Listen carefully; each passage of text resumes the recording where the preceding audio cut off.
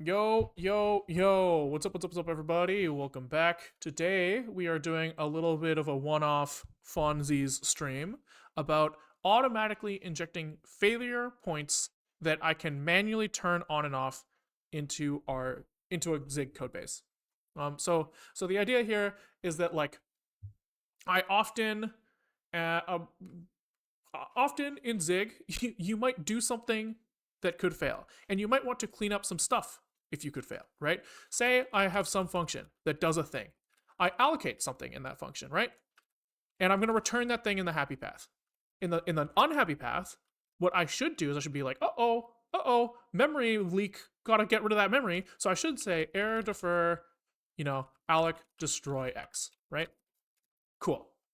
Now I get concerned that it's very likely that I'll mistype something here, get it wrong, do the wrong thing, right?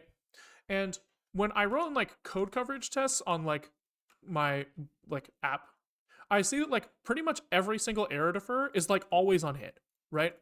And that's because it's kind of hard to get these things to fail in the normal case. They're usually based off of probably some future allocation might trigger this thing. And you might say the right answer to this problem is probably rewriting your application in a way where you can kind of leak memory in lower levels of the application and free them all later higher up, kind of reduce the number of individual error points you have. But I don't want to do that. I want to kind of do the fun way, which is I would love to find a way to reliably test that this error defer gets hit. And I think that the way I can do that is I could say, okay, so there's a thing that could fail below. When this thing fails, I hit try here, then this error defer should get hit on the way out. And so what I want to do is I want to find a way to allow myself to say, I want this specific line to fail next time. And I want to then test that this error defer doesn't do something like brain dead fucking stupid, like just free the wrong object, right? I've actually done something similar, relatively similar to this before, in C++. Let's see if we can find it. eForce. This was a fun little thing I did. That's I wrapped throw in C++ with a macro, and this macro would at compile time figure out where this line was, figure out where in the binary it was, and then would add to some global list somewhere, that spot, and you could ask this binary patcher to rewrite your own executable so that next time you hit this line, the throw would the on entry to some function, I think, it would just replace the start of this with throw. And this is kind of the wrong approach, right? You shouldn't have to force every exception in your application to throw to know that you have good error handling, but it was kind of a fun little exercise. And so I'm kind of imagining the thing for today as a similar thing to this, where I want to maybe have here some failable thing. I want to be able to have some structure that I can say, hey, where can my app fail? And he's like, here at line 12, or sorry, line 14 now, there's some failable action. And I want to be able to be like, hey, next time next time we call do thing, make sure that whatever happens at this line is goes to shit, right? I was looking at the idea of using binary patching like I did in the C++ version of this thing. Unfortunately, it's not that simple. It's not that simple because in Zig, this error defer block, it's not a chunk of code that lives somewhere. What happens is Zig automatically injects something that is equivalent to if some failable action is equal to fail, he copy pastes everything in this block. So if there's error defer do A, error defer do B, he goes backwards and he's like, okay, so here I'll write do A, and then here I'll write do B, and then I'll write alloc destroy X. Right? So what Zig is doing is he's actually copy pasting this shit to every single failure point. And so there's not a spot in the binary that is correct. for this. And in fact, this error defer might not even show up in the binary if this line doesn't run, right? If there's no failures after this, there's no reason to copy paste that to somewhere, right? And so I was considering, like, can we like parse the debug info in some way and try to like inject a jump to the like correct spot. But I think what's the correct approach, correct by some level of correct in this language, is to just inject code at the source level. That's what I kind of want to try. I want to see if we can go basically have some part of the code base automatically inject failure forcer force like check like try like forced fail or something, right? And then if we have enabled forced failures at this point, then this will return error. Otherwise, it won't. So that's kind of what I want to see. That's what I want to see. So I think the plan of action is we need to like walk the AST of some piece of code to find all instances of try. Then we need to like use that AST and inject like our extra bit of code. And then we actually want to like try triggering the failure. So that's the plan. We'll see what happens. I don't really know if this is like a feasible idea, if it makes sense at all, but it seems fun. So that's kind of like the main thing we're shooting for here. And like, yeah, let's get moving. So I guess we need some sort of Zig project to work in here. We'll call this like the failure forcer. Zig failure forcer. Hell yeah. Zig init, I think is what you do here. Yeah. And then we actually don't give a fuck about most of the stuff in here, so we just delete it. And we go, let's get out of this. We don't need this. Get out of here. Get out of here. I guess we get init because my fuzzy finder requires get, and then we delete any line that's a comment. Fuck that shit. We have a target, we have an optimize, we don't have any libraries we care about, we do have an executable we care about, and then all of this stuff doesn't fucking matter. L project is what it should be called. Okay, it's kind of rude. A little bit rude. But it is kind of a little bit of an L. We are testing for L's, if you think about it. Zig out and zig cache are in the git ignore. All right. So now, I guess, what are we going to do? We're going to have something that like can fail, I guess. Let's just start there. Pub function some failable function, right? And here we're just gonna like do nothing, right? So he's not actually gonna fail, right? But he could fail, theoretically. He never will, but we want to make sure that if he did fail, we did the right thing, right? So can we do like let's see, let's just do like std debug print hello world, then we'll defer a goodbye world.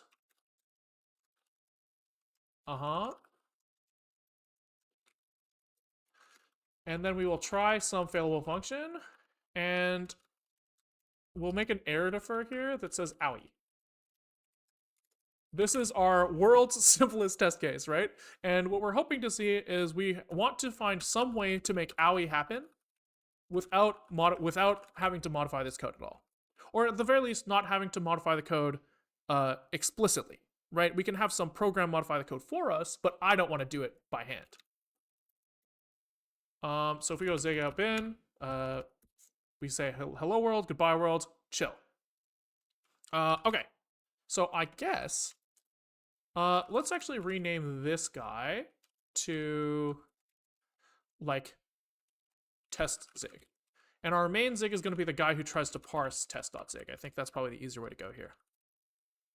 So zig has some AST stuff. I know it's in there somewhere. There's some sort of like way to parse the AST in the standard library itself. Let's see if we can find it. Let's see if we can find it. AST. Stood, zig, AST. Okay. And then I remember there's like a fuck ton of stuff on here, things on here, but I think parse is the thing we're looking for. This takes an allocator and some source code, and that we're parsing some zig. Yeah, that sounds good to me. So we need an allocator. Boom. We need to probably say that later we're going to be like, let's check if this guy was successful in, like, did we have any leaks and shit? We get our runtime allocator interface out of this guy with this guy, and then we should be able to go parse alloc, and then we need some source code. So let's just do a little embed test zig here for now, because we're feeling a little lazy. I guess it's better to be like, fine, we'll do it right, F is equal to open file source test zig. Fine. Because this way we'll be able to like modify the test zig on the fly and see, kind of see how it affects whatever we end up doing. Defer can capture error, by the way, in case that's useful. Oh, interesting. I didn't know that. Replacing failable function with something like forcer, failable function, function args might be nice to work with. I don't know. That way we could analyze the function and inject the args. Forcer, failable function. I don't want the forcer to be like something that I have to think about when I'm writing the code, though. Right? I don't want to have like, oh, but sure, like maybe whatever we modify in the AST could do that as well. Sure.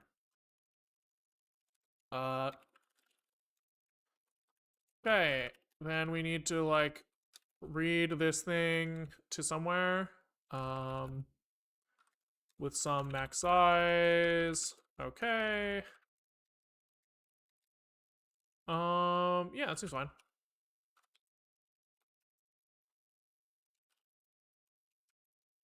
So this is like content. Is it like this? Yeah, it is. Okay. And boom, boom, boom. Boom. Okay. Cool. So now we can parse the content. So we have content and we're zig mode. I don't know if this thing has to be mutable or not. All of these guys are taking by const, so I think we're chill. Okay, so we have some AST. And I don't really know what to do with this thing, though. We've looked at this a little bit before, and I remember it being something like the AST has a bunch of tokens and nodes. I remember the root node being 0. Let's see if we can find. Yeah, the root node is at node 0. Okay. For zig syntax, the root node is at node 0 and contains a list of subnodes. For Zon syntax, this is node 0 and contains the left-hand side, blah, blah, blah. Okay. So I guess, is there anything that says like root in here, or do we... I think we just look at node 0 and figure it out from there. This guy is failable, so we write try here. And I guess let's just start with going successfully parse the AST.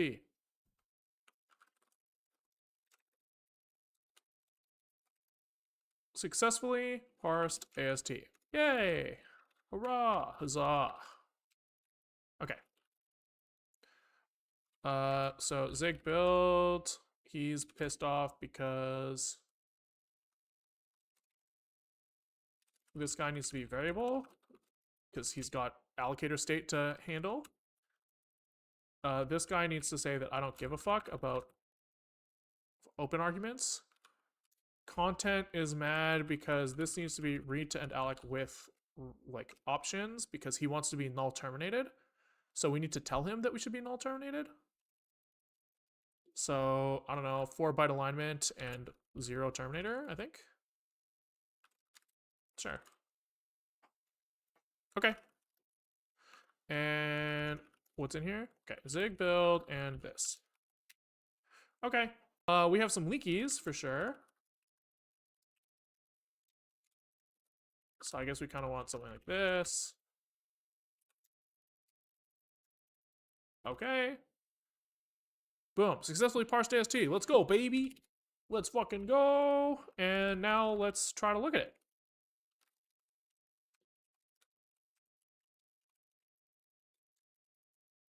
So I guess we look at the root node in some way, shape, or form. Looks like nodes is a nodeless slice. And we actually want to pull out. What is a node list? This is like a multi-array list, right? So in Zig, there's like this thing you can do where you have like const elem of a structure has like, you know, field A and field B and field C. Let's say that these have different types. Right? If you were to store like an array list of these things, like you had like elem in an array, you have like, this is like stored in memory as like A, B, C, A, B, C, A, B, C, kind of hand wavy with some padding, blah, blah, blah. There's this thing in Zig where that called like a multi-array list. And what this thing does is he basically says, okay, the packing of this is going to be much more efficient if you keep like types together, right?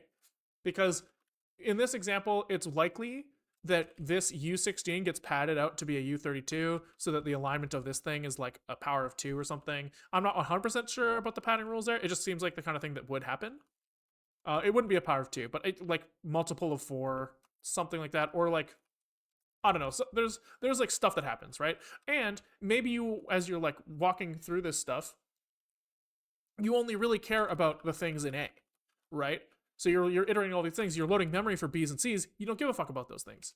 So the multi-array list is kind of like an automated way to solve that. What it does is it generates like an index. It kind of auto generates like index. There's 2 bytes of padding between B and C. Is that maybe? I think in Zig like they might rearrange the structs as well. I'm not so sure. But the multi-array list basically like auto generates this, and then he also auto generates like this, which is like A is a bunch of I32s, B is a bunch of F32s, and C is a bunch of U16s. And so it splits out the arrays, and that allows you to do all like it just gets you like efficiency for free almost. So when we look at this items thing, we're supposed to say like nodes is a node list. So he's a multi-array list of nodes. They've kind of taken a node and they've split out all of the tags, all of the main tokens, and all of the datas to be individually, split them out individually. So if we want to look at this thing, we have to like do some special shit to pull it back out.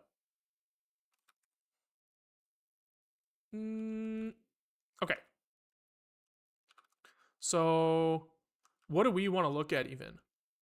What do we even want to look at? Probably, what's the interesting piece of node, I guess, is the question here. Tag, token index, data.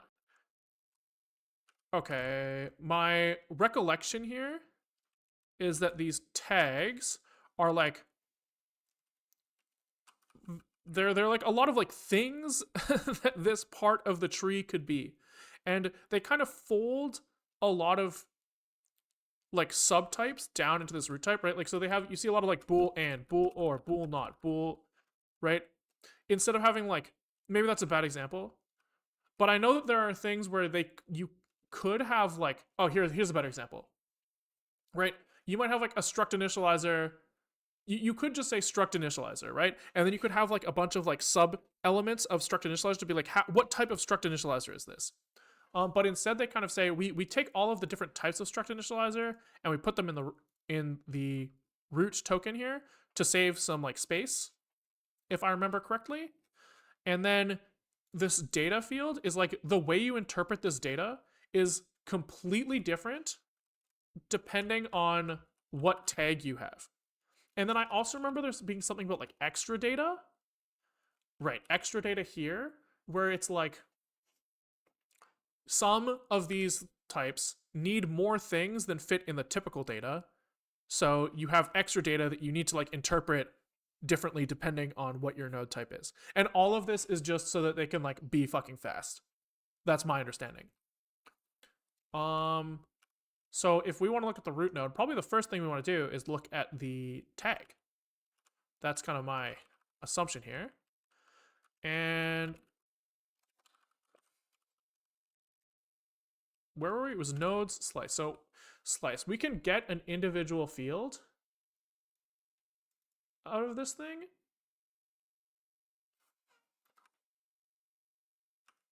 Yeah, so I think we just call get. And that will like recreate. If we call get 0, this will recreate the node type. And so now we can probably say root node is this thing. Like this. Yeah, so this reconstructed the AST node. He's got tag root, main token 0, data, this stuff. And I guess what we have to do now is we have to figure out how the fuck we walk this thing. how do we go down from the root node? Presumably the data section of this thing is relevant. I bet you probably we can read the root.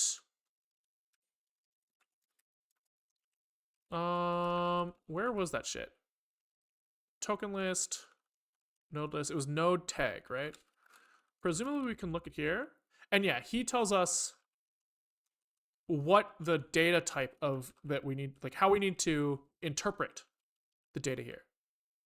So it looks like we have a sub list from LHS to RHS, which I guess is all of the children of the root node. That would be my guess. So I guess if we're trying, like, first of all, is there like an AST walker in here? My recollection from last time is that there's not some sort of like built-in thing that just does like a depth first walk for you. That would be cool, but I don't think there is.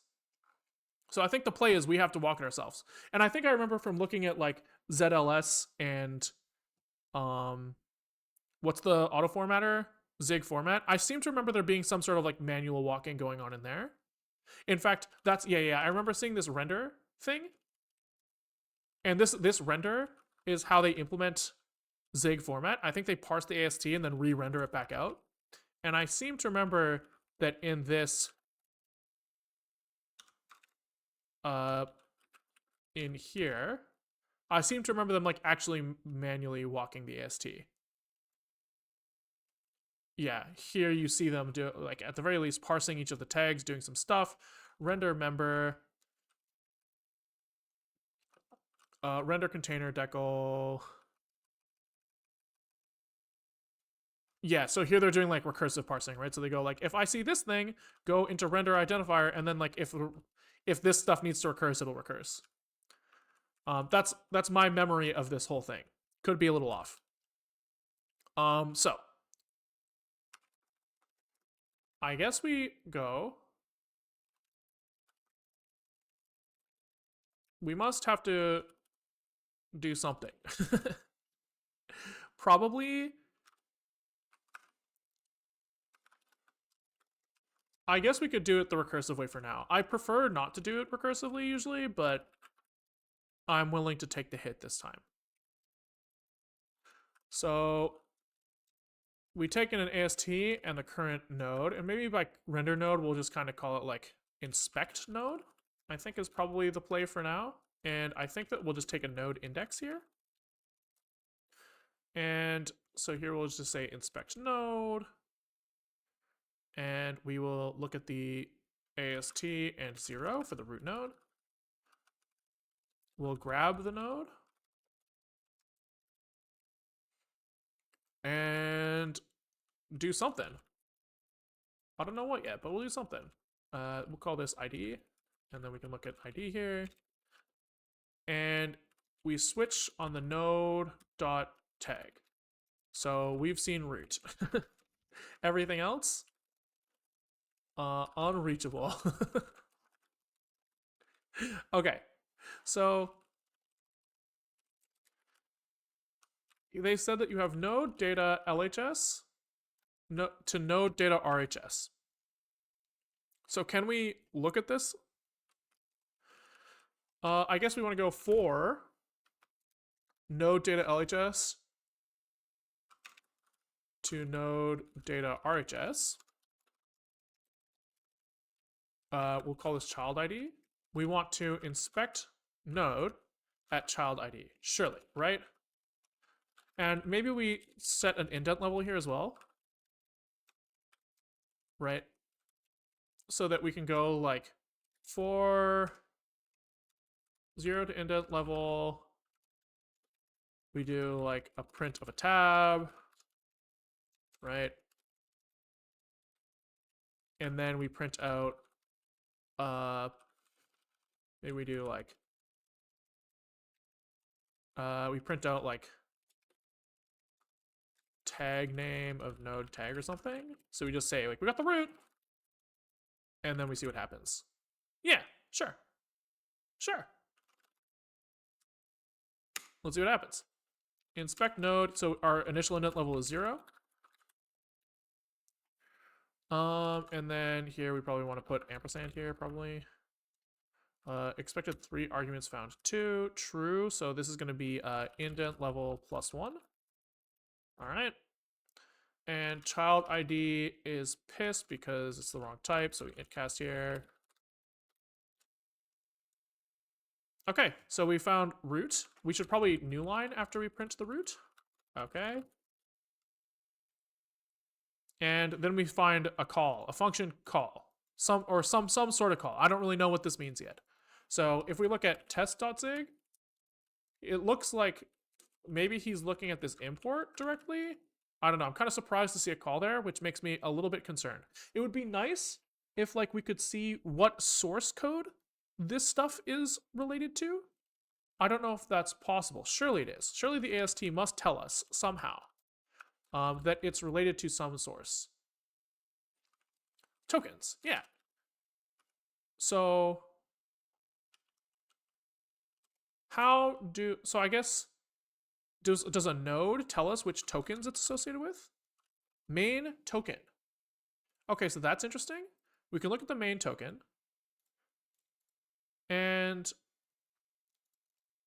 how does this shit work? How does this shit work?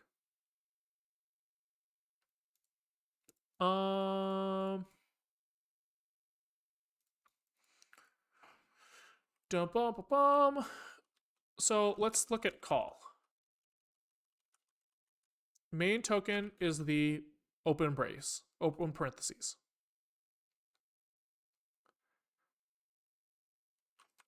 I think I'm misunderstanding maybe what like subrange is here. Left-hand side of a call, A, B, C, subrange RHS. So I guess the subrange would be this stuff. But how can your subrange be a single thing? Oh, because this part is like a single node in the tree. I see. So if the main token is this guy, then we should be able to go back by 1 token to figure out who the function is. I think that's what we're supposed to do. I remember it being like something along these lines. I remember it being like a little crazy, a little cray-cray. So if we see call, we want to say function name is going to be node main token -1. So we're going to look at like AST tokens get this. And then what is tokens here? Tokens has a token tag. And then a byte offset. Okay. So I guess we want like name start is start.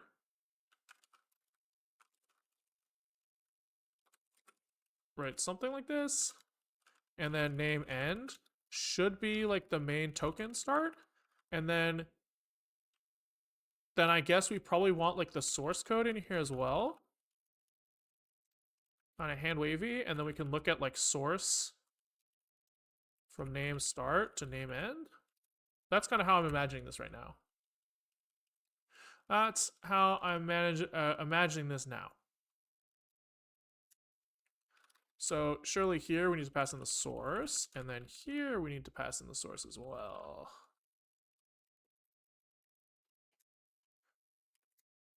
Am I fucking mental? Oh, its source here is content. Fine. If you're gonna be like that, function name print. Okay, so that's indicative of something for sure. The fact that we got print there is pretty reasonable. It's less reasonable for me. I suspect that this root node is not, that we're not doing the right thing with this data. That's my assumption here now, because I would not think that we're seeing a std debug print here, right? We could probably check if we went to test.zig and we replaced all of these prints with hello, where I would hope to see hello in here instead. Yeah, so we're seeing a function named hello, right? But it means that surely that's not a child of the root, right? Surely the first thing of the first child of the root should be like the import statement of standard library.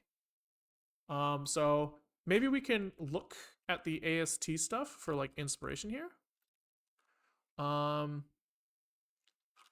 Right in like the render function,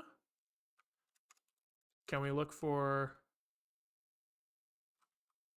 okay, root decals.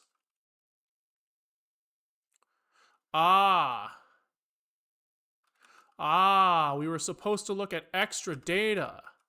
I see. So when they said in the, wherever the fuck we were before, in the node tag sublist here is supposed to be the extra data. Extra data. Okay.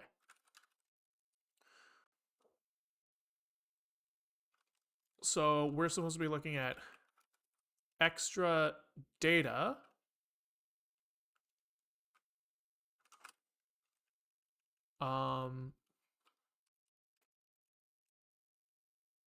AST extra data extra ID here,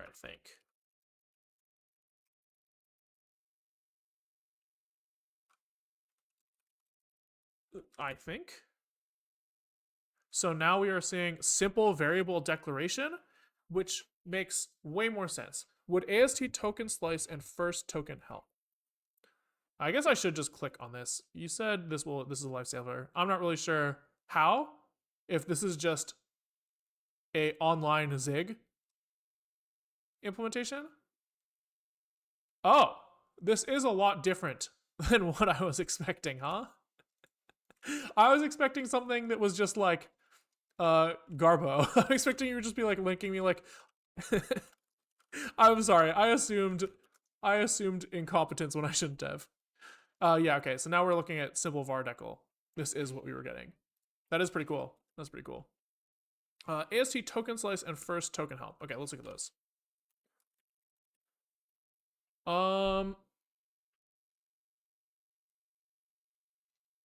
So what does this do? He finds the start and end of this token.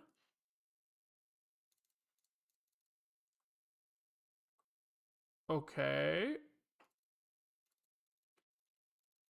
So he takes the token tag. I see. He's like he's almost like relexing based off of this point, I think.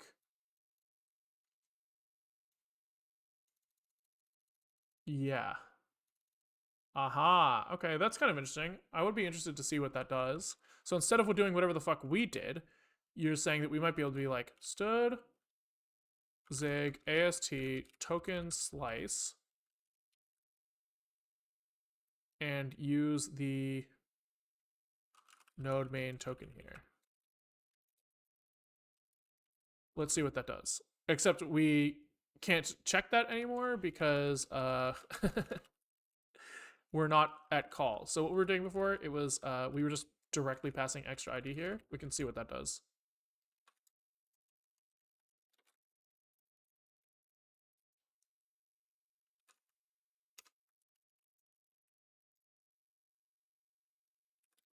Other way. Other way.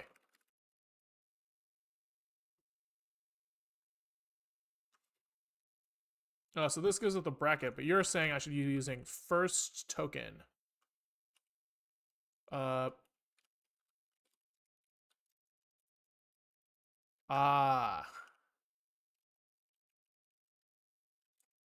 I see. So you're saying I should be able to use like take the main token in here, and first token probably also takes the AST.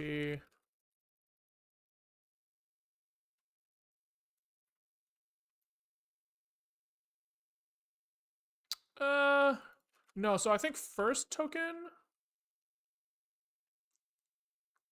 Oh, that's interesting. That's doing something that looks very different than whatever the fuck I was doing. Which I feel like maybe what I was doing was less right or more right. I'm not sure.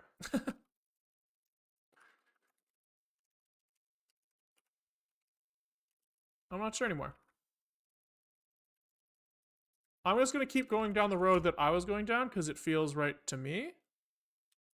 But it's possible that I'm missing something important here. Okay. Okay, simple var declaration. We are going to have to do something like this. So var a is colon LHS equals RHS. LHS and RHS may be unused. Can be local or global. Main token is var or const. Okay, so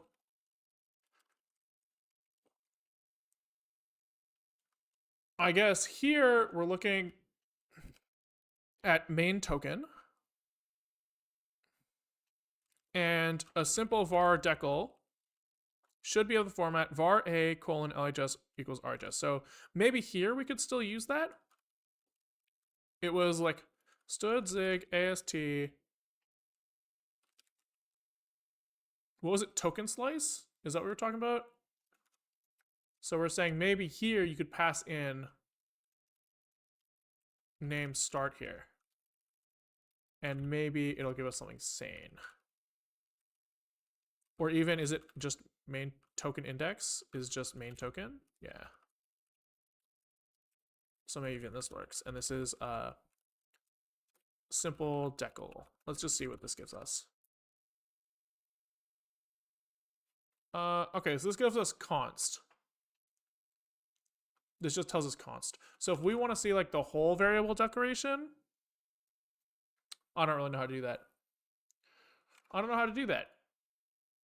Right? Because this is like const identifier equals, right? These are like each separate things. But surely like this guy should know. So somehow we should be able to like pull out the whole token tree for this simple var decl, right? That's what they're doing here. So how the fuck do we pull that out? I would love to see that. I would love to.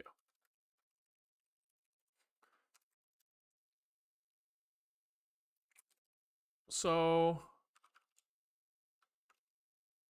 main token is var or const. How do I know where this like ends?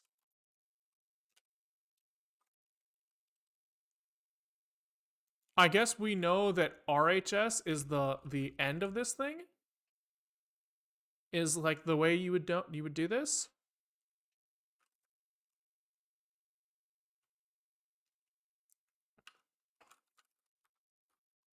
Right? So I'm assuming that if we look at like the RHS of this thing,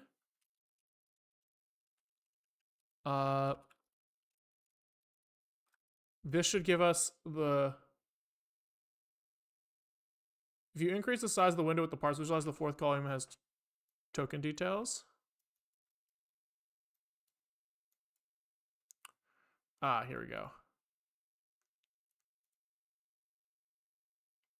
Yeah, but I don't really know how he's like extracting this. First token and last token. Maybe last token is something that we can like look at in the docs. Oh yeah, okay. So first, maybe I was using this wrong before. Maybe I was using it wrong. Let's try this.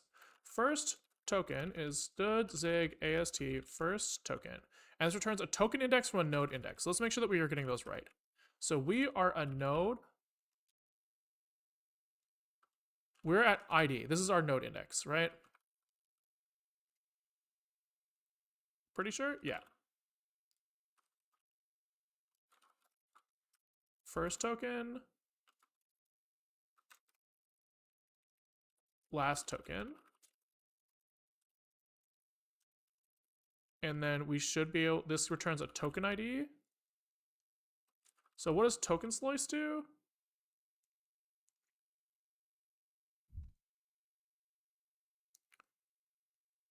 I think that we decided that's not what we wanted.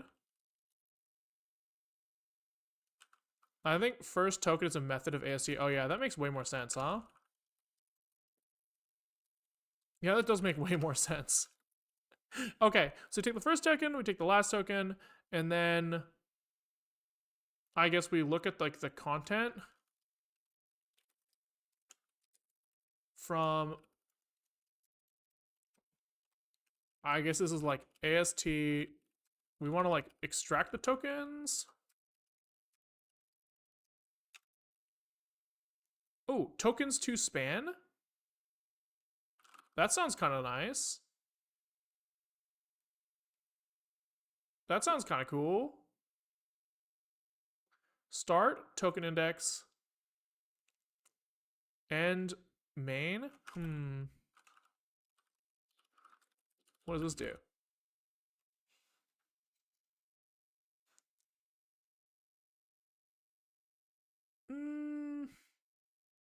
Maybe. Node to span? Wait, that sounds sick.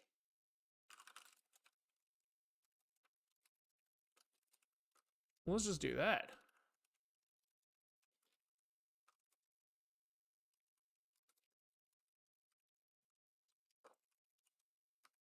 No, like node span start, node span end.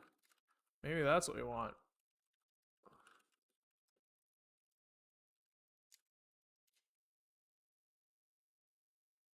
Oh yeah, that's awesome. That's great. That's great. Not entirely sure what it does, but there's also an AST full var decal helper. Oh yeah, I remember that there. Yeah, you're right. There are supposed to be these helpers that like convert if I'm like a variable declaration. This like creates, like converts for all of the things that are variable declarations. It like converts them into this like full version of it, which is nice to look at as well. Nice, nice, nice. So that's probably how I'm supposed to use this thing. Right, it's coming back. It's coming back. Okay. So if we want to walk this simple variable declaration, we must need to look at his components in some way.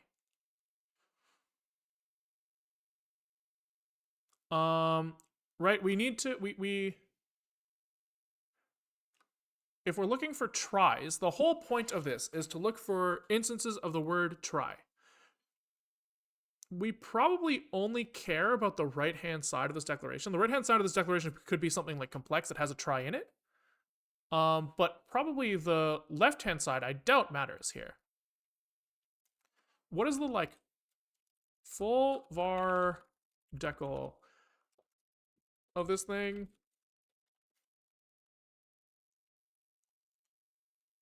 This gives me like components of the AST. So whether it's immutable, what the type is, alignment, adder, space, section, or initializer. Yeah, so probably we could go about it that way.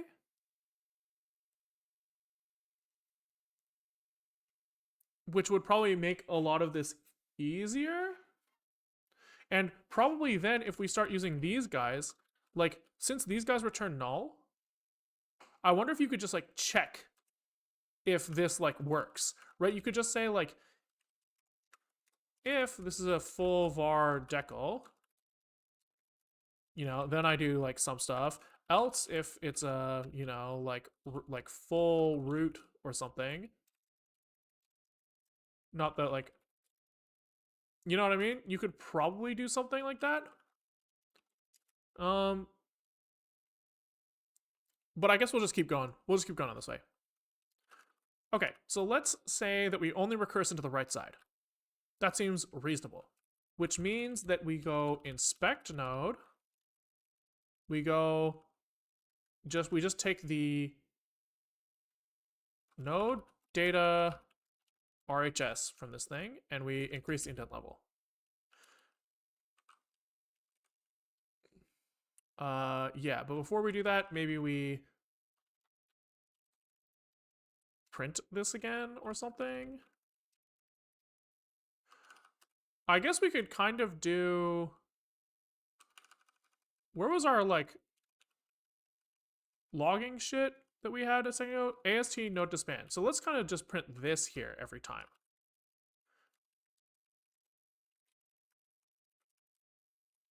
Yeah.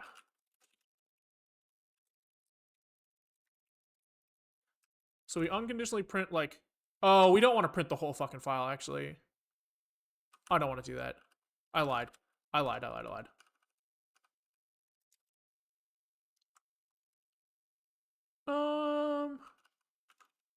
Okay, so I guess we kind of want to do it here. Yeah, reasonable. And then we go into the right hand side. Inspect node, AST, source, node, data, RHS, indent level +1. Okay. Okay, I think we're back. So now we go, yep, this is our declaration. It's this thing. And then we go to built-in call to.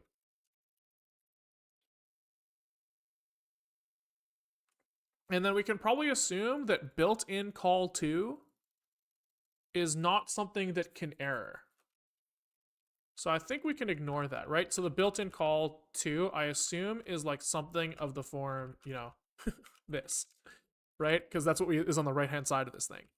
So maybe we could even go to built-in call to and see. A built-in function where we have two parameters. So I guess that means that import can have two parameters, or built-in call to is this like LHS and RHS may be omitted. So I guess it means there are two parameters here, but really there could also be 0 or 1 parameters. Those would both be also valid for this. Cool. Okay, that makes sense. So I guess we'll just assume for now that for built-in call to, built-in call comma, and built-in call to comma, all of these guys, I think we're going to assume that there's nothing to do here. For now. Cool. So now we're at some function declaration. We don't know how to fucking deal with that shit.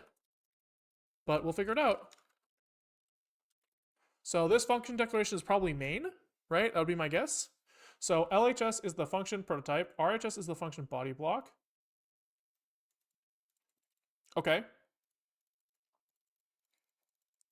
Note that external function declarations use the function prototags rather than this one. Okay. So if we have function declaration, can we... I think it's reasonable to print out the function prototype. So here we can maybe look at the node data LHS, which they said was the prototype, and then continue on trying to inspect on the right-hand side. I think that's reasonable. So now we see, yeah, we're at main. We're at the sum failable function, right? Boom. So we go root, we get the import of standard library, we get the function declaration sum failable function, right? Which, if we're going to remind ourselves, that's here and then here. Then we are seeing block 2. Block 2. parse on that. Shut up. Shut. No, we're done. We're out. I'm out. I'm out. So this is a block which has 2 tokens in it, because we have an empty block there, right? We saw this. We're parsing this, which is just 2 parentheses. So he's giving us block 2 up. Shut up. Shut up. And then, in our case, we may want to descend into this sometimes, but for now, I guess for our case, what does like omitted look like here? That's something that I don't understand. Can we print the node that we're looking at?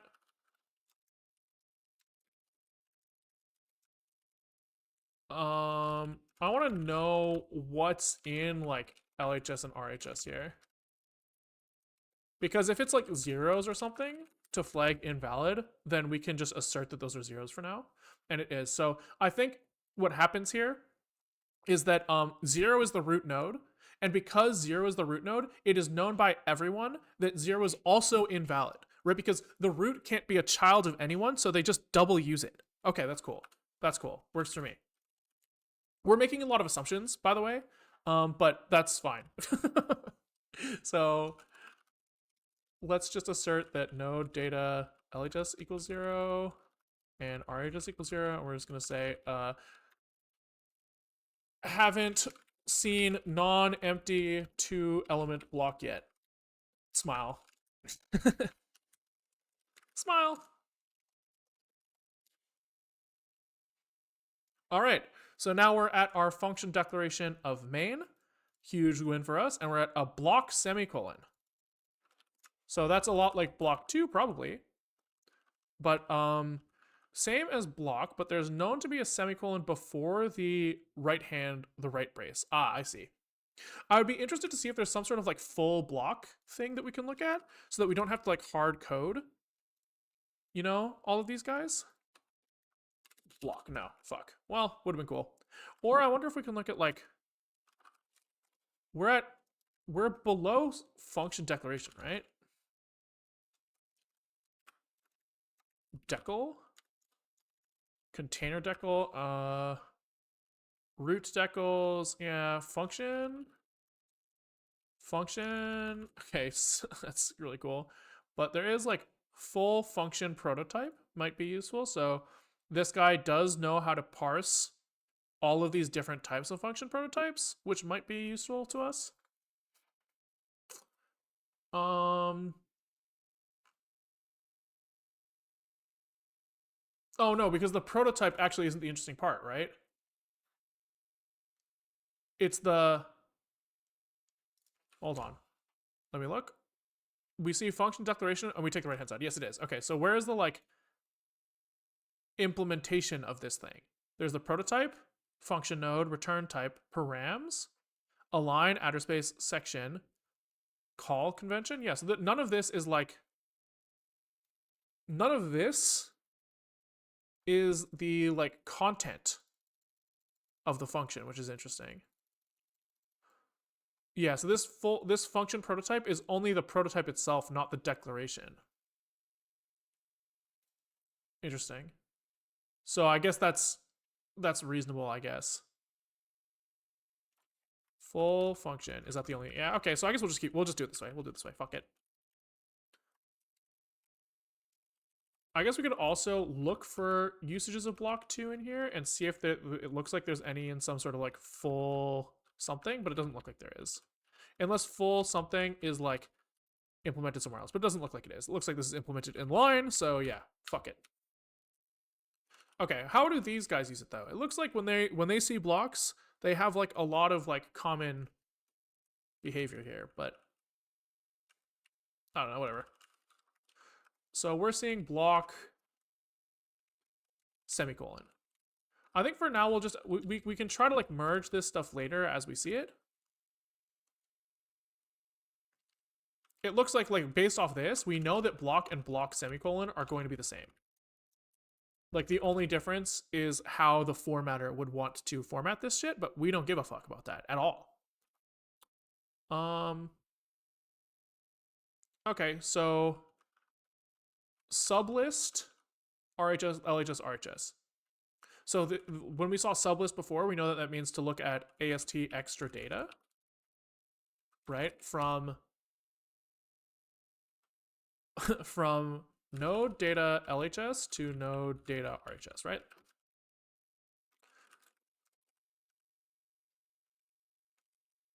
So it's actually, we kind of want to go for this, I guess.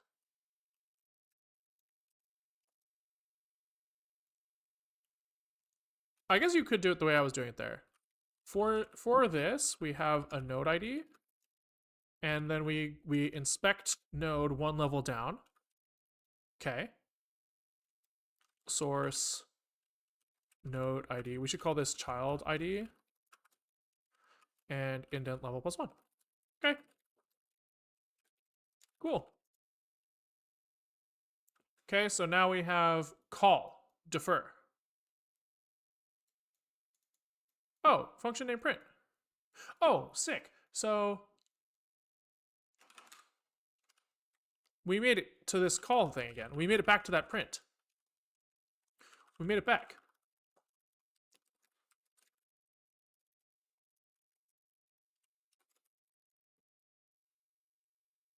Yeah, so we got function main, we got into the block, we immediately call print, which is this print here. So we're chilling. We fucking made it into the main function, baby. And then we're in the defer block afterwards. Chill. So if we are looking for tries, we know that defer blocks can't have tries in them. So if we're in a defer block, I think we just peace out. That's kind of my inclination right now. Okay, and then we found an error defer, and I think error defer is the same. You can't try in an error defer, so there's no reason to worry about that shit either. And here's our fucking try, baby.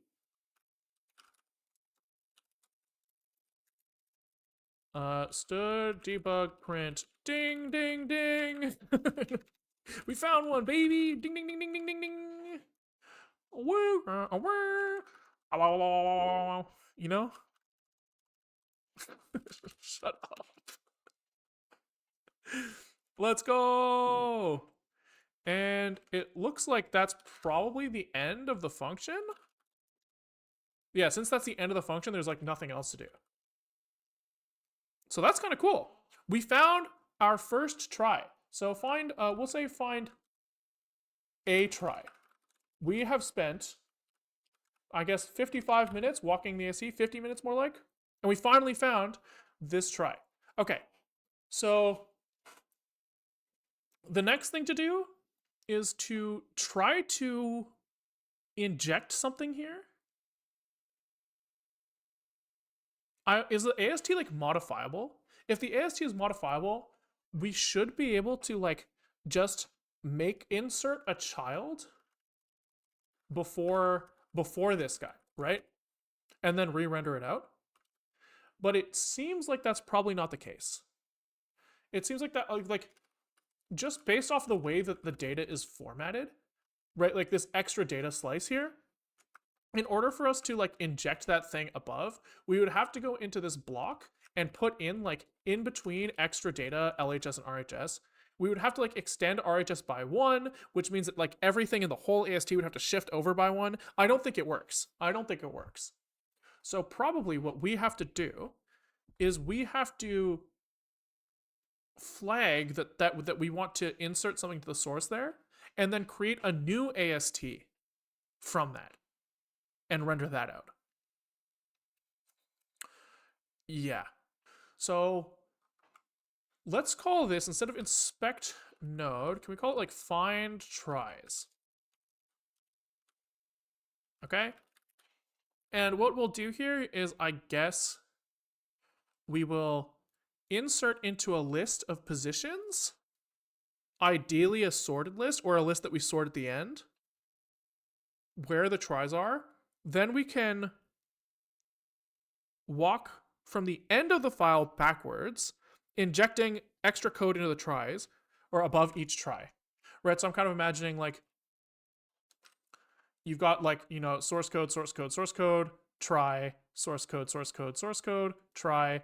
And if you walk backwards and you inject some stuff here, everything below it gets pushed down. But if you're walking backwards, it's okay. So then you come here, you inject something here, this all gets pushed down. But again, since you're walking backwards, none of the other try positions get like pushed backwards or pushed around, so we don't have to adjust them at all. So yeah, let's do that. So let's just say that we have like try list. And I guess we'll just make this like byte offsets into the file. Or you know what the other option is? The other option is that we go down and we just kind of like we copy into some output, and every time we hit one of these, we just like inject our shit and then keep copying from the source down. Yeah, that makes sense. Let's do it that way. Let's do it that way. And then presumably these things should already be sorted. I think. I'm not 100% sure about that, but I think so. So here, we just need to look at the definition for try here, which it can't find for us if I jump to definition, which is a little annoying, but that's okay, we'll live. So op LHS. Main token is op. So I guess that this probably means that like by op, they probably mean if I type like try, if I type like try thing is in LHS. Right? So what we kind of want actually is we want to know like where, like before the token index of the try itself. That's what we want so that we can figure out the byte offset of that thing, I think. So we should be able to get that. If we just go back here and look for try again.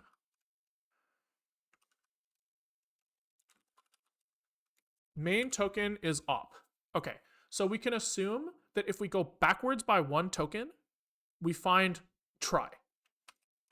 I think that we can assume that, right? So let's just go here and we'll say like node main token -1. We like extract this thing, which is AST token to span, I guess. How does this work? He just probably gets like the start from somewhere, right? Start token is start. Yeah, so he gets token starts. Yeah, okay, so tree AST tokens get, and this is going to be node main token -1 start. So we'll call this like the try token. And can we just look at maybe like assert that the content source from try token start to try token dot end is equal to try? That seems reasonable.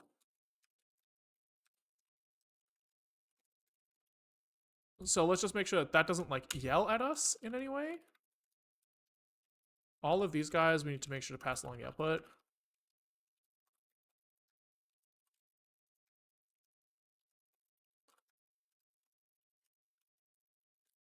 So this is a stud equals stud array list of usize initialized with allocator defer output dinit, and we pass in output here.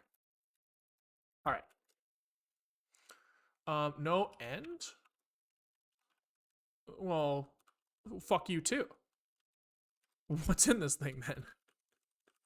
What is in it? Oh, it's literally just start. So was there a, I guess token to span of this thing is probably what we want.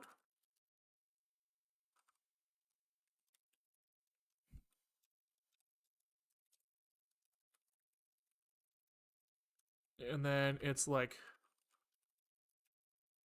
this. Okay, so he got mad. So we're clearly wrong. What is it?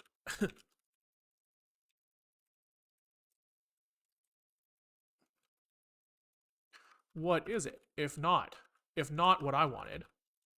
Why can't you just be what I want? Say that to your girlfriend. So he got a semicolon. Interesting. If I look at main token, oh, he got try.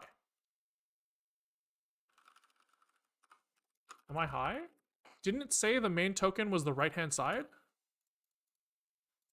Did it not say that?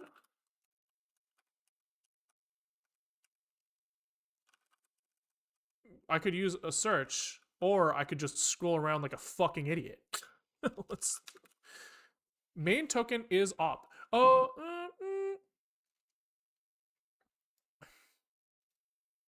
oh, maybe they're saying it's op followed by LHS, and main token is op. Oh, okay, sure. Oh, yeah, okay, probably. Okay, so that means that we should just be able to be like output append main try token try token try help try token span start, which we're we don't really need the span smile, but this is fine. Who could we were not really worried about efficiency at all right now, right? In the slightest. Okay, so we might want to collect some metadata about this thing, right? You could see that being the case. Like maybe we should be keeping track of like what line this is on. But for now, let's just give him an index. That seems reasonable. And maybe we will just inject like some text here. So let's say now that we're going to be like write modified source. And I guess we'll take the existing source and the output writer.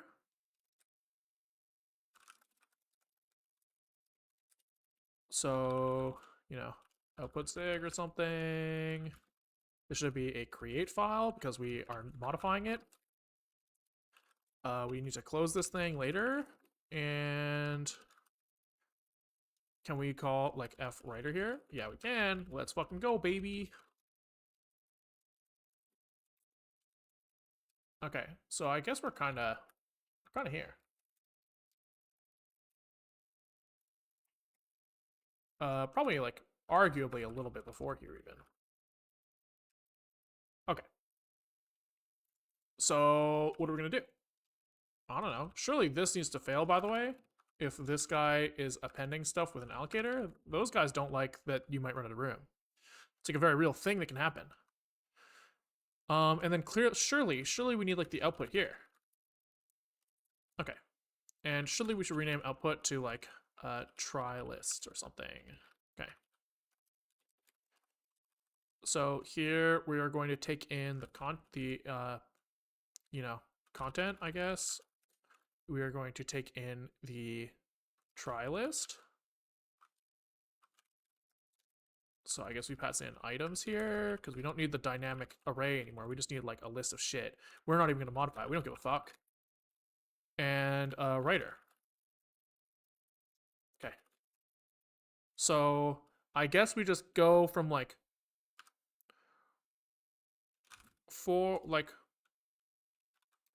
var last index equals 0 while I guess we go like for try list try index, we like copy into the writer. So we go like content from last index to try index. And then we set the last index to try index. Okay, chill.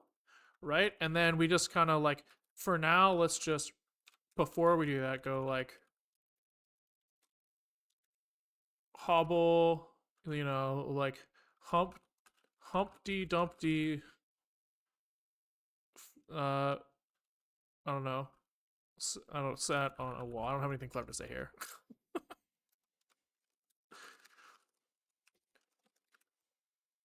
I guess writing a comment here is kind of dangerous because you don't know.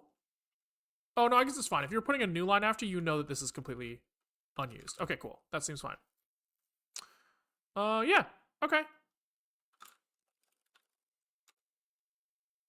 Find tries, error unit is ignored, right? So all of the find tries in here need to be, you know, errors need to get propagated. If you error, you error. What is he? What? Oh, right, modified source. True. Because the writers can fail as well. All right. Okay, so if we cat output zig, we forgot to write out the rest of it, I guess.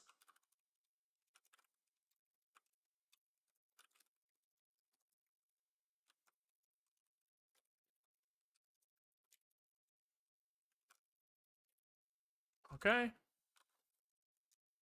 And then I don't like this either, huh? Because it's really more like this, I guess.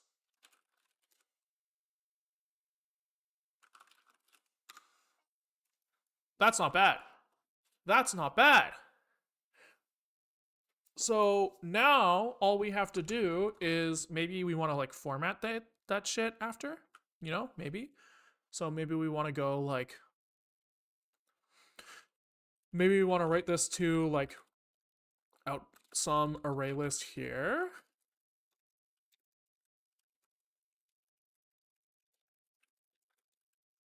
Okay. And then we actually do this to output writer. And then can we like make like new AST is like stud zig AST parse. Is there like can we just call format? No. We can do it this way. I'm sure there might be another way, but that's fine. New AST render. And we render this to a new slice yet again. All right.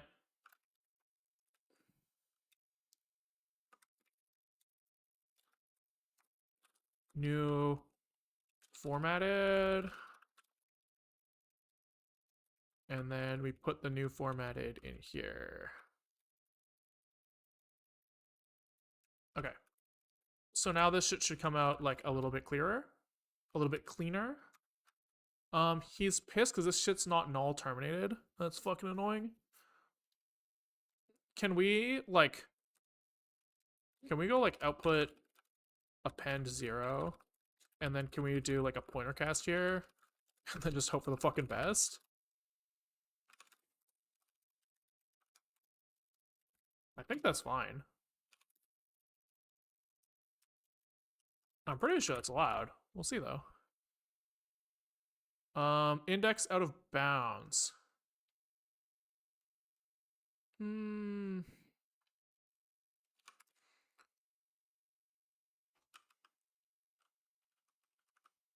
I guess we have to go from 0 to output items len -1. You want the null terminator to be outside the slice? Okay, so that's fine. Now he's just pissed about like leakies and squeakies. I thought we got them all, but it looks like it's the new AST.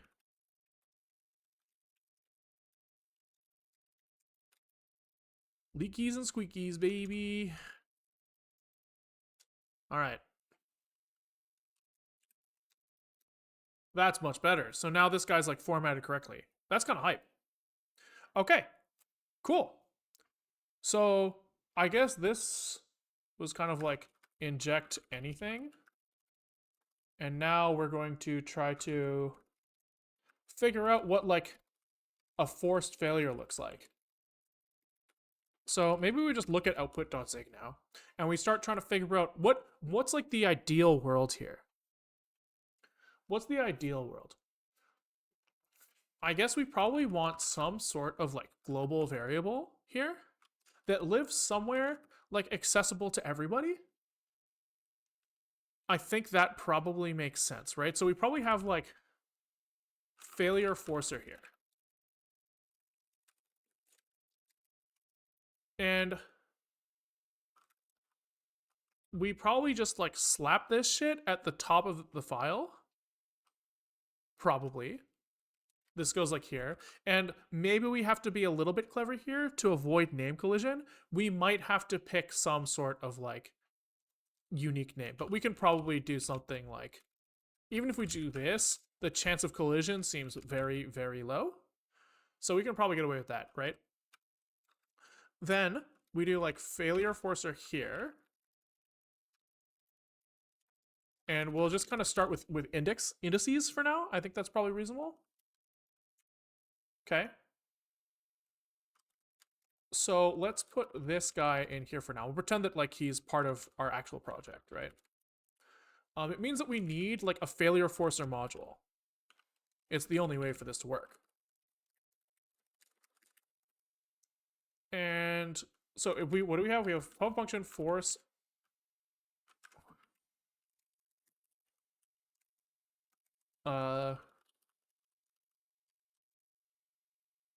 I guess like, what's like a word for like try to do this thing? Like, if we like fail if we want you to. Check failure, I guess is a better name, maybe. Okay. And this is gonna take an index, right? For now. Which means that like we are going to have some sort of like data here. How does this work with explicit error sets? Do you need to parse the function project for the possible errors? Maybe we will have this guy return a maybe like forced failure, and then we have like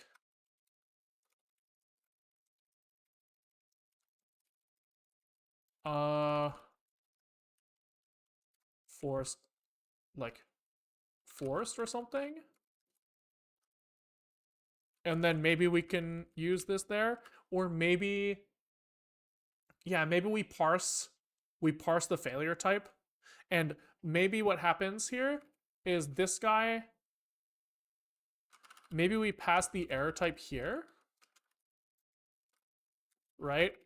And maybe, or maybe we pick like, maybe we just pass in like the failure name.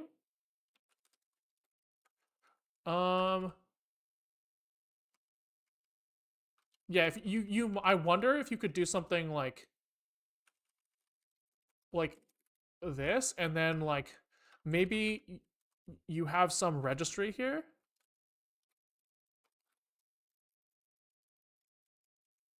You know, and in here, maybe you can like, maybe there's like a force failure function somewhere, right?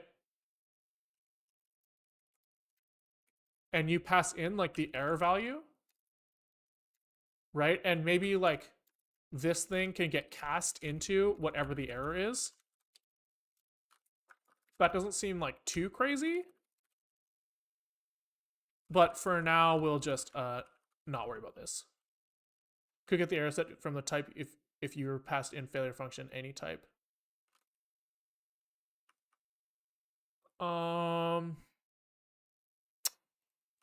Not quite sure where I passed that in. Like, oh, yeah, I'm not sure. If you passed in failure function, like somewhere when you force the failure, you might be able to like say exactly how you want it to fail, and then it just calls that function or something. Yeah, maybe. Although I don't know how you would do that with like dynamic programming, but whatever. Okay.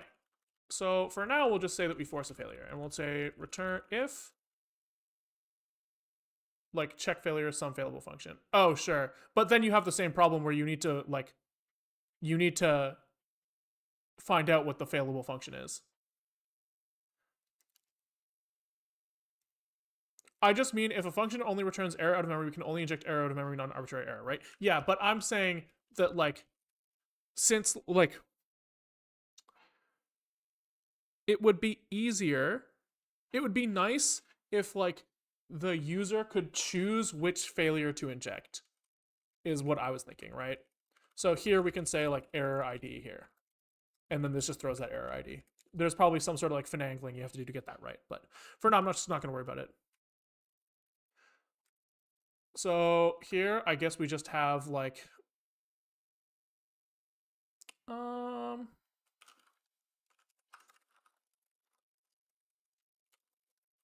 we could go with like, maybe we just take like a little hash map here and we say like from usize to nothing.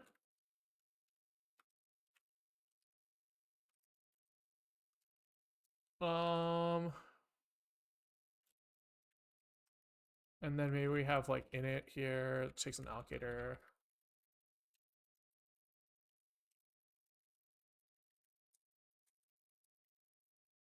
Okay, and then here we go like,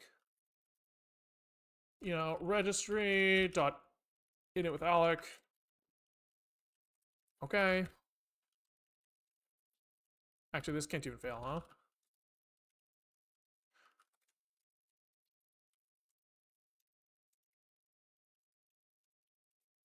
Yeah, something like this. Then here we go like enable failure, I guess, and disable failure. Here we just like remove the shit from the map. Put IDX nothing. And here we remove IDX. Okay. Uh-huh. And then check failure is just like registry contains IDX. So if this, return error, uh-oh. Yeah, sure. That doesn't seem crazy. That does not seem crazy. Okay, so I guess now we need to compile this thing as a module. So let's call this like,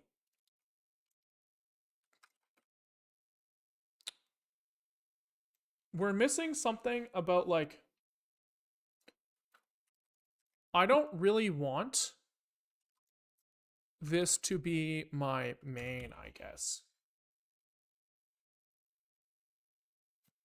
I want this to be, I want this to be like my test function or something.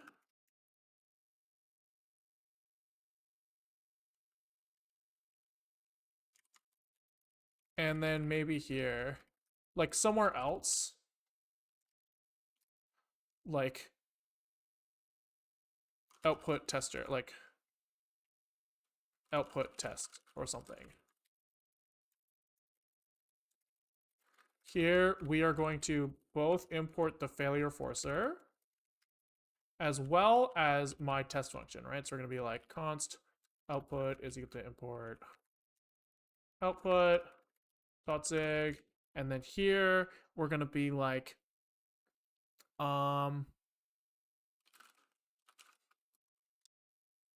failure. Here we don't need to prefix this because it's not crazy. And we'll call this like enable failure 0.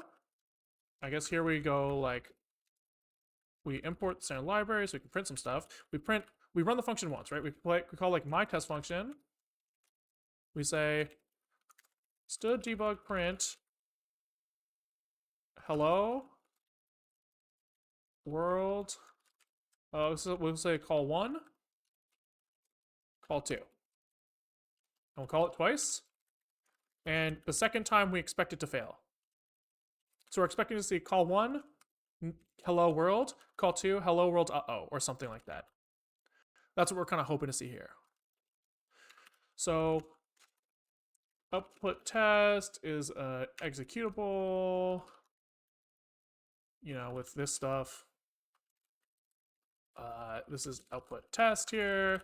And then we are going to install output test. Hell yeah. But before we do that, we have to compile the failure forcer. So failure forcer is equal to b add module failure forcer. Okay. And surely he has like root source file equals source failure forcer zig. Jesus. Okay. And then here, can we be like B, add module, or output test, add module, root module, add import? Here we go. And he comes from failure forcer, like this. I spelled failure wrong here. Oh, it's a hard life. Okay. And then maybe that kind of just fucking works. Maybe. So then we want to try call this output test. I spelled that wrong, but whatever. We'll let it run and then we'll fix it. Okay. This guy's pissed off because we need to throw some of these guys around. Hash map is pissed off in failure forcer, so we just call this auto hash map instead, which just solves all our problems. Error union is ignored at output test, and then also we do have to enable we do have to initialize failure forcer. So we have to do something like this. So we need to make the allocator. Boom, boom. Okay, cool. Cool. So now he's mad because that thing doesn't exist. Did we name it the wrong thing? Output test. All right. Now this should hopefully print something interesting. So yeah, okay. So we see call. Okay, let's throw some new lines on this shit. So we see call 1, hello world goodbye. Call 2, hello world owie goodbye, and then a leaky. Which I guess one of those leakies is from this guy not getting denuded.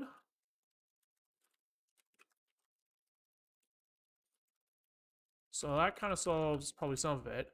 But we are really going to see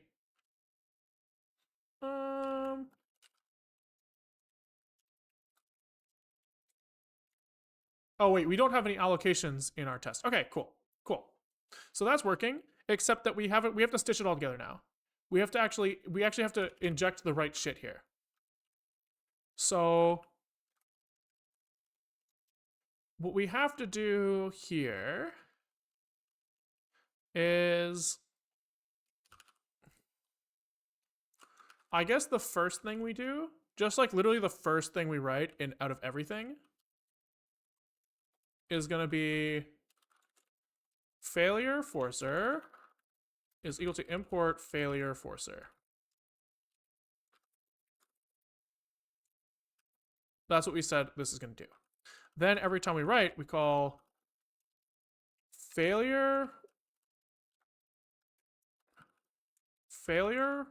forcer dot, what would we call it? Check failure? I forget. Output. We called it, yeah, check failure. And we're going to check the failure with this index.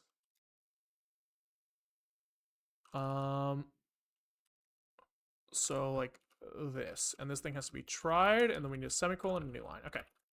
So this is just going to be try index here. No.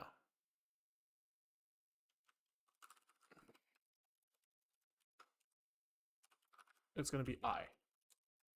Yes. Much better. Much, much better. Okay. So we'll call zig build, generate a new output thing. Panic reached unreachable code. So that's not good.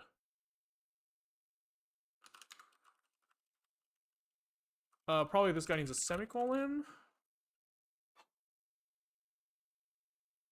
Reach unreachable code. Fuck. Is it here? Okay, so that's fine. So it's this first line. Oh, const here. Okay, there we go. So output zig. Looking pretty good. Copy output zig into source. Make sure that this output test still works. He does not, because this thing does not have my test function. Right, so test zig needs to be called my test function for this to work correctly now.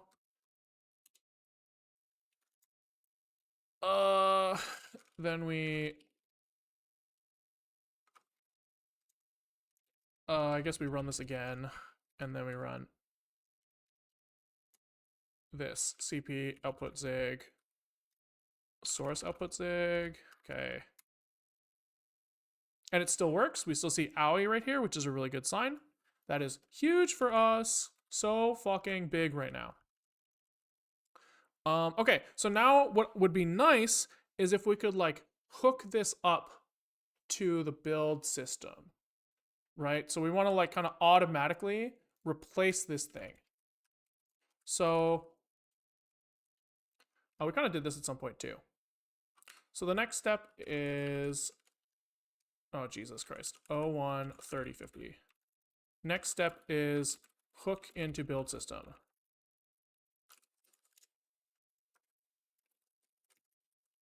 So I guess an output test.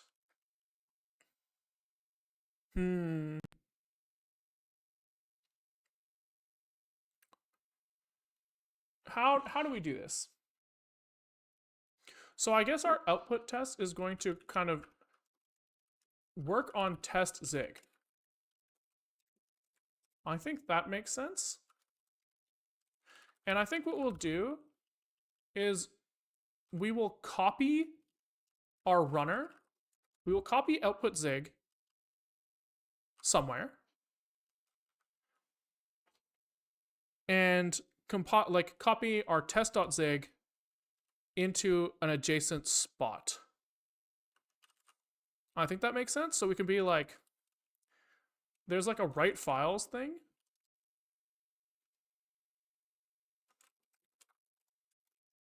And in here, you can like copy stuff. So we should be able to like copy our output test zig over there. That's kind of what I'm imagining. So this guy is like, I want my source and then where I'm going to. So this is going to be output test zig. Okay.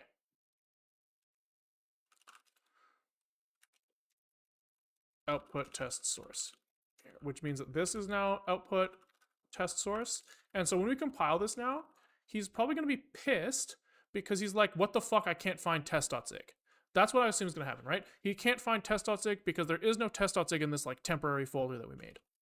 So what we do now is we just copy, add,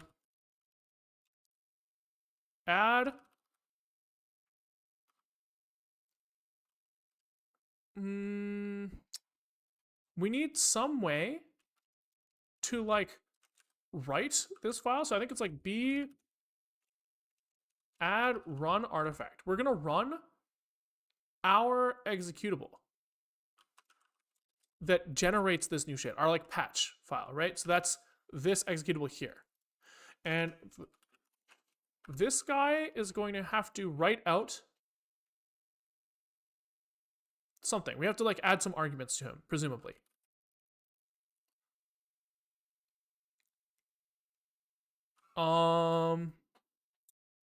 So what happens here? We have like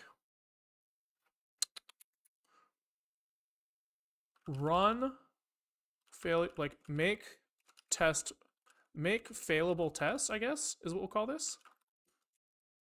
And make failable tests will just have like add arg, which will add file arg, yes, which will come from b path source test zig. And we'll add another file arg, which is going to be like write files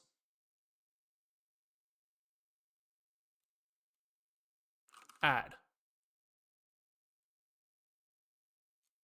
Yeah, so we'll add an empty file over there or something. Or we make like add directory arg.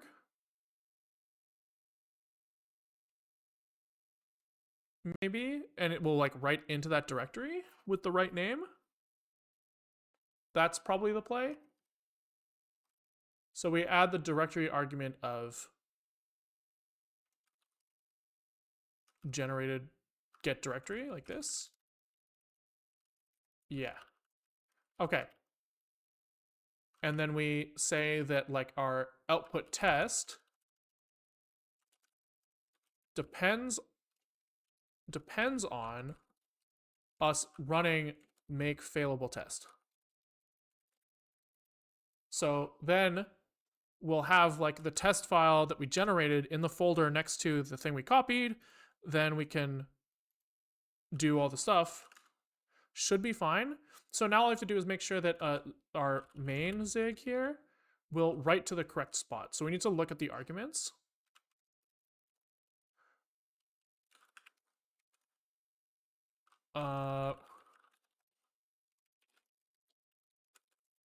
Like this.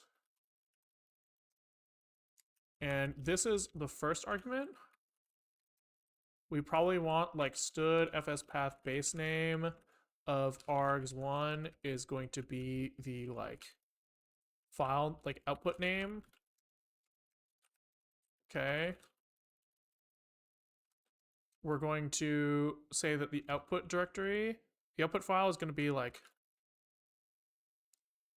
output dir stood fs open directory given the path that they give in, which is args1, like this.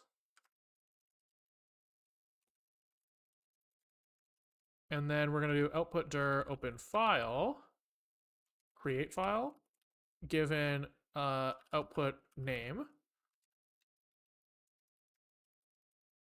Okay, so I think that does everything. We can kind of just run this shit and figure it out. So he's mad because args1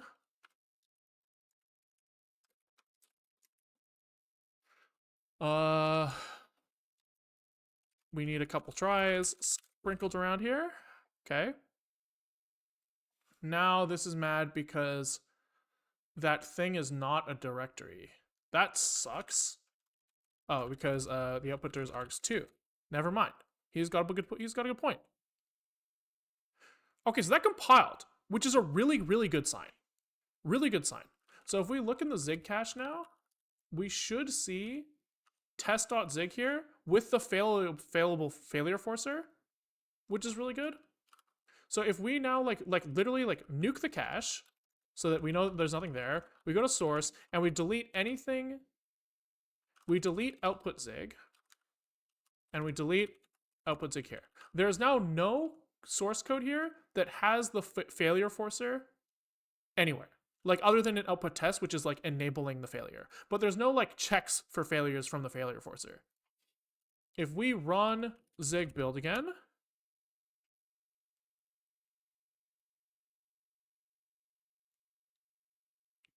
he generates our shit, right? We see test zig with failure forcer check failure.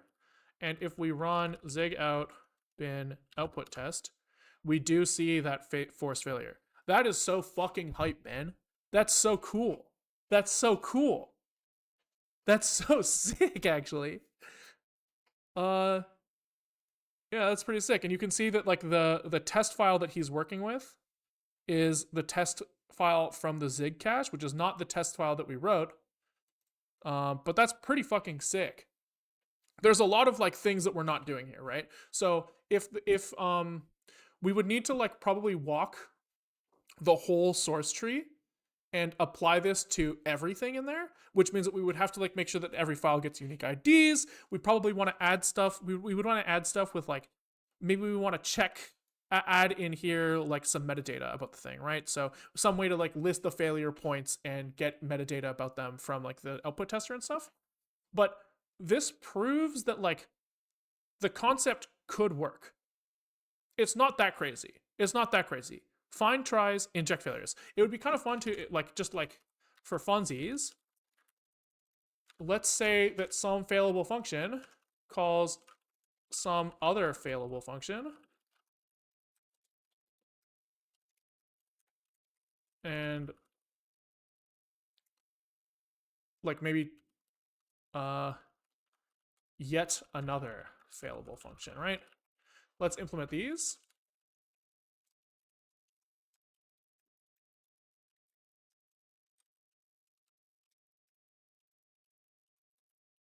Okay, so we might get hit a failure here where this function might not be parsed correctly anymore. We'll see. Yeah, so he's mad because block 2 semicolon is not parsed correctly in our AST walker.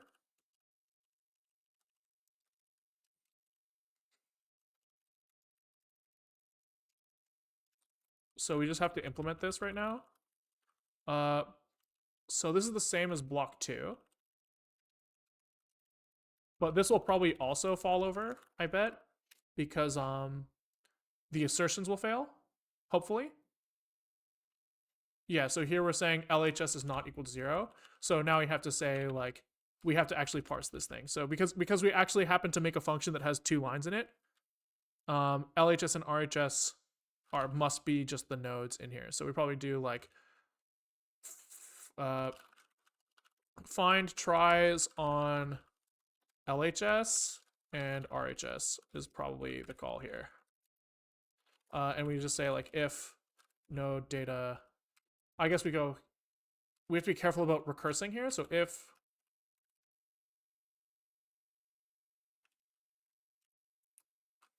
we can go like if indent level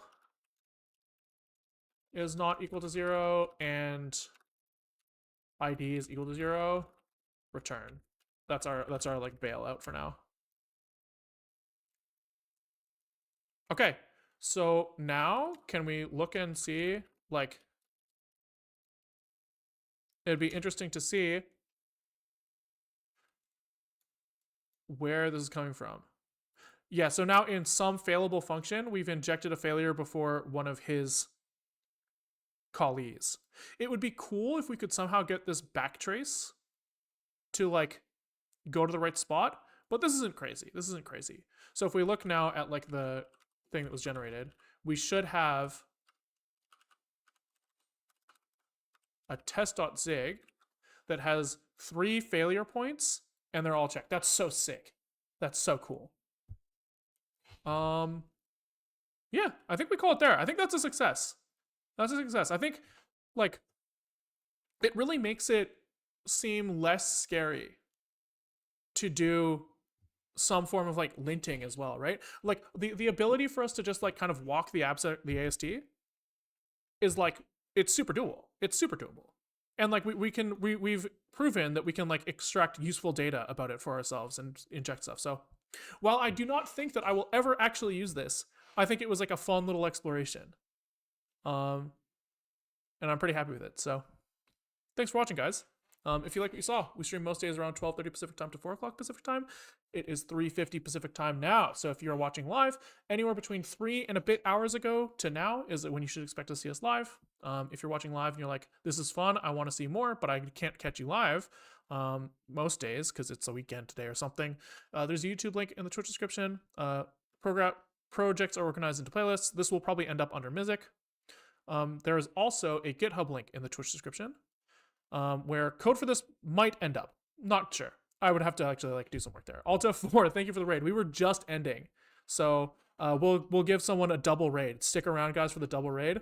Apologies for baiting you with that one. But what we did today is we wrote. Well, I'll quickly tell you what we did because it's kind of fun. It's kind of fun. We were kind of saying, hey, it would be nice if when I'm writing code and I have like an error defer block in here, it'd be cool if like we could test that this error defer block behaves properly. And so if this like failable function doesn't ever actually fail, how can we do that? And so we like wrote a thing today that like walks the AST in Zig. So we have like this like AST walker that finds all of the instances of the word try in the code base or like in the file that we're parsing. And then it like outputs a new version of the file that on each instance of a try has like a way for you to force a failure externally. And so now you can like source this file instead of that one and check, okay, what happens if I turn on this error? If that error happens, does that error defer block work great? It does, hooray.